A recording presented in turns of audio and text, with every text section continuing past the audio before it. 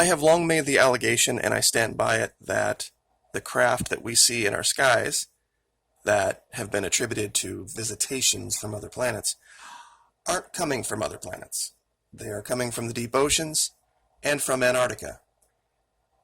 I believe this image, taken over MacDill Air Force Base in Tampa, proves this. Now, initially looking at this, you would say, how could you make that allegation? Well, there's a location in Antarctica that shows these two craft very near to the coast of Antarctica on the ice.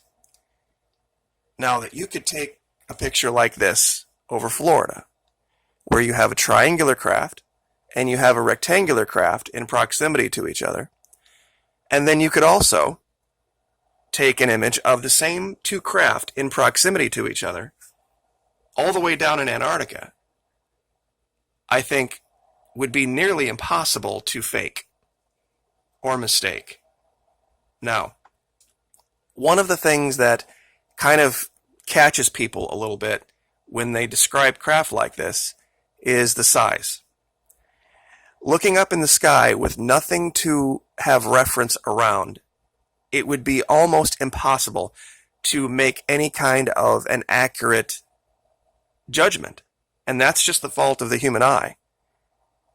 It really doesn't matter, like in this image, how much you would zoom it in. You could, unless something would appear around that you knew the size of, there would be no way to judge. You can look at this image and go, wow, that's huge. Because of the zoom level and all that kind of stuff, you can make assumption, but you really can't judge. You know, artists have tried to make renderings of this, and the reason I chose this image is because, unlike most images, this shows what someone might think the top of a TR-3B might look like. And that doesn't usually come to people right away. They don't ask themselves, I wonder what it looks like from above. We always just see the images from below, don't we? Just making the assumption. And this is the illusion. I just wanted to show this real quick before we go down there, that both of those circles are the exact same size. It's just perspective and the trick of the eye that makes you think that the one here between the train tracks is smaller. It's just an illusion that's been shown over and over and over again. Now, this is the image that I'm talking about. This is, and the reason I'm showing it is because it's one of those odd times when Google Earth, the web-based version, for some strange reason, has a clearer picture of this craft than Google Earth Pro does. But Google Earth Pro shows us something very, very cool using historical imagery, and I'd like to share that with you. All right, where we're going to be, Google Earth Pro, of course, is here on the left. We're going to be down here right around the 6 or 7 o'clock region. And let me see if I can get there real quick. Oops, wrong one. Okay, there we go. Now, I want to show these side by side. Now, this is the best image that Google Earth Pro shows. And as you can see, it's nowhere near as good an image as here on the right.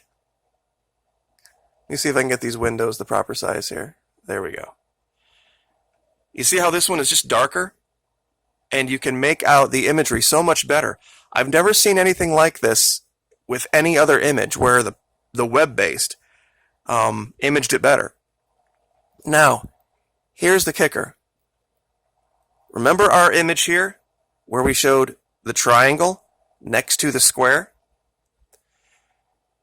The strange thing about this particular image in Google Earth Pro is that we can confirm it's a craft and not an island and not a break in the ice and not just some visual anomaly because of when it appears and when it disappears. This is an image from 12 of 2000. This same image in lower res goes all the way back to 1989. I know, it's like, wait a minute. How could they possibly have had, I know, I asked myself the same question. But we'll go back in time here. You see how this is 99. Now, this image isn't from 99, but it shows an image that was taken in 92, and they didn't re-image again until 2000. So when you look at this from 92 to 99, you see the exact same image. So 99, 98, 97, 96, all the way back to 92. Now, 91, something very strange happens. Now, it's still there, but as you can see, there's this giant block of ice over it. But in 90, you can see it better. Now, these are distinct images. 90, 91, and 92 are the same images. And in 89, it disappears. So this shows up in 90. Now, I don't want to speculate about why this shows up in 90. There were a lot of things going on in the world in 90, and I'll just leave that to your imagination. But when we go forward in time, and we're going to go back here we're now back to 2000. It disappears in 2001. It's gone. 2002, it's gone. 2003, it's gone. It's just not there. Now, that by itself is curious enough. I can't do this with the Google Earth web-based version because there's no such thing as historical imagery there. But let me show you something else. Remember I mentioned the rectangle? Well, over here is this strange black rectangle. And it seems like it's on the ocean floor, just under the ice, very near to this craft. Now, here's 2000, 2001. They both disappear simultaneously. 2000, 2001.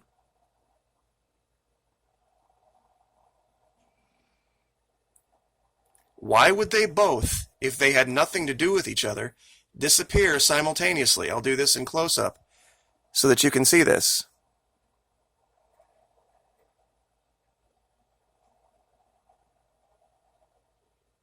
It's just gone.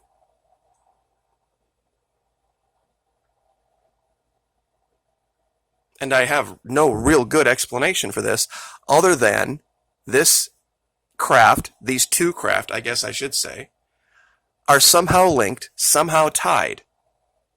They somehow operate together. And that we can show this and show those two shapes over MacDill Air Force Base in 2017, I think personally for me, is smoking gun. How could this possibly be not related? Now, here's the part that's a little bit more difficult to stomach on this. If you had anti-grav tech, if you had the ability to manipulate gravity, manipulate the atmosphere around you, whether it was water, whether it was air, and move in the way that Navy craft have observed these types of craft moving, size would be no limitation. And people looking up in the sky do really not have, and I include myself in this, the ability to make an honest judgment about what the size of something might be at altitude, especially if you don't know how far away it is. Now, I want to get these side by side and measure them, and let's see if I can do this properly. so that you can see I'm talking about the same two craft. This craft is enormous. It's 4,000 feet long, whatever it is. It even has a conning tower of some kind. And to my mind, this would be necessary for a craft. If you were in Antarctica, you were an advanced civilization, and you wanted to move about the planet, you would need to be able to move through the air, move below the waves, and move on the surface of the waves at the same time. Have a craft be able to do all of those things and do it all well. Now, let's just go ahead and measure real quick. And let's see if I can do this right. Okay. All right.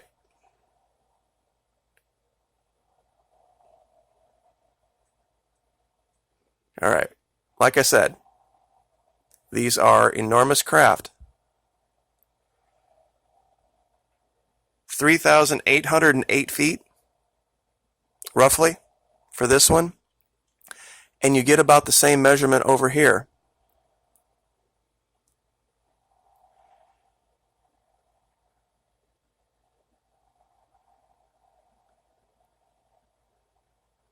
(1,182 meters). Now, I'm sure somebody's out there like, no, that can't possibly be. There's no way they're that big.